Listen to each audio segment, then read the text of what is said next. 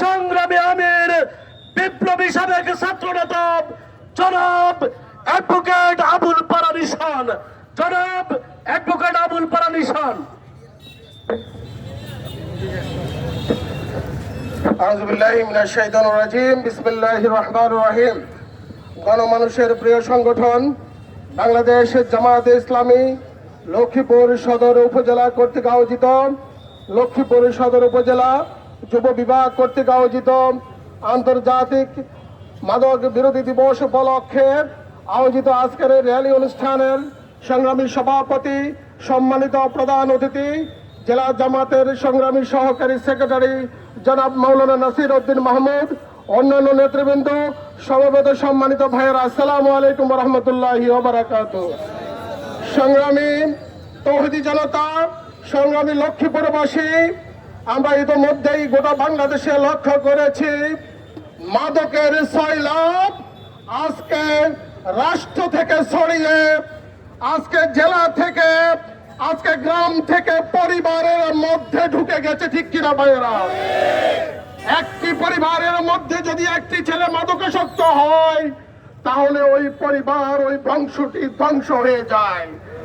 আজকে আমরা বলবো রাষ্ট্র কোথায়?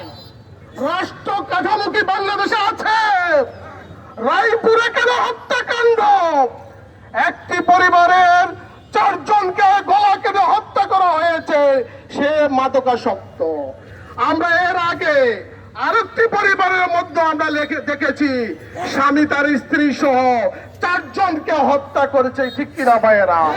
প্রতিদিন পত্রিকার মধ্যে বাংলাদেশের বহু জায়গার মধ্যে মাদকাসক্তদের আক্রমণে পরিবার সমাজের বহু লোক আজকে ধর্ষণের শিকার হচ্ছে এবং মৃত্যুর শিকার হচ্ছে। আজকে আমরা বলতে চাই এই দায়িত্ব সরকারকে নিতে হবে। ঠিক কিনা ভাইরা? এই দায়িত্ব প্রশাসনকে নিতে হবে, কারণ এটার দায়িত্ব কিন্তু জনগণের না, এটার দায়িত্ব হলো রাষ্ট্র এবং তার পরিচালিত প্রশাসন। তাহলে প্রশাসন কেন এখনো মাদক মুক্ত সমাজ করতে পারে না? এটার জবাব দিতে হবে। সম্মানিত ভাইয়েরা, একটু আগে বলা হয়েছিল যে ওদের হাত অনেক লম্বা, তাহলে কার হাত লম্বা হইতে পারে? রাজনৈতিক শেল্টার ছাড়া কোনো হাত লম্বা হইতে পারে? বিগত আওয়ামী লীগের আমলে আমরা দেখেছি মাদকের সয়লাব।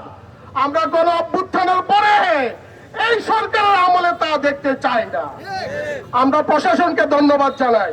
বেশ কিছুদিন থেকে আমাদের লক্ষ্মীপুর প্রশাসন ওসি সাহেবের নেতৃত্বে পৌরসভার বিভিন্ন ওয়ার্ডে ওয়ার্ডে ওনারা ভূমিকা রাখছেন এবং আমরা আমাদের এই সরকারকেও ধন্যবাদ জানাই। একটি কর্মসূচি বাংলাদেশে এটি দেওয়া হয়েছে প্রশাসনকে। যেই পরিমাণ প্রশাসন আরো ভূমিকা রাখা দরকার, সেই পরিমাণ ভূমিকা রাখার ক্ষেত্রে আমরা কমতি দেখছি। আমরা ওনাদেরকে আশ্বস্ত করছি প্রশাসন মাদক বিরোধী যতগুলো কর্মসূচি গ্রহণ করবেন, বাংলাদেশ জামায়াত ইসলামী আমরা আপনাদের পাশে থাকবো ইনশাআল্লাহ। আপনারা এগিয়ে যান, প্রশাসনের ভূমিকা রাখুন। আর আমাদের বাংলাদেশ জামায়াত ইসলামী আজকের যুব বিভাগের আয়োজনে আমরা কর্মসূচি দিয়েছি প্রত্যেকটি পাড়া মহল্লায়, ওয়ার্ডে ওয়ার্ডে, সমাজে সমাজে মাদক বিরোধী কমিটি গঠন করার মধ্য দিয়ে মাদক মুক্ত সমাজ গড়ে তুলবো ইনশাআল্লাহ।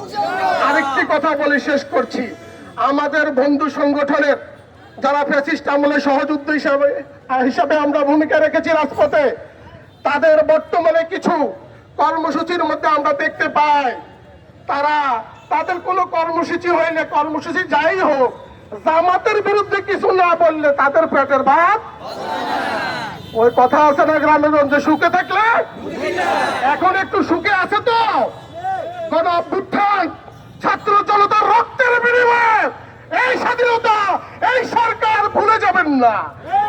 যাই কর্মসূচি করেন, বক্তব্য দাঁড়াইলেই জামাতের বিরুদ্ধে মিথ্যাচার করবেন, এটা জনগণ।